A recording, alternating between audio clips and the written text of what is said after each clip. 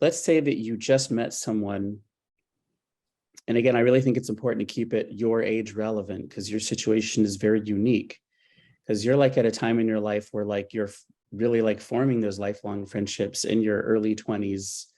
So if you met someone who was sitting in a support group when they were 25 years old and suddenly this had just started and they're like, I don't know how to talk to my friends about this. Like what advice would you give that person who's like, how do I talk to my friends about this? So actually, my first piece of advice would be to take some time on your own to understand your own experience of it first, because that was important for me, because this is a lot. What this experience is a lot, and I think it's important to not everyone needs like necessarily professional support to process it, but that can be a good resource just to have someone objective there.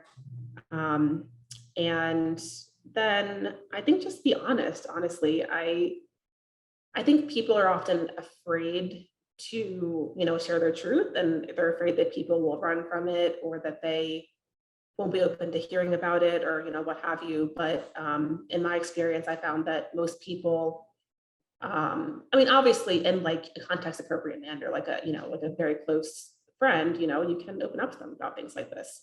And I think that in order to have really authentic friendships, it's important to really to show up as all of yourself. And that for me means showing up, and this is part of who I am. This is a part of my experience, I mean, I can't erase that. That's so yeah.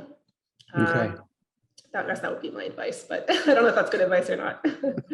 Sounded good to me.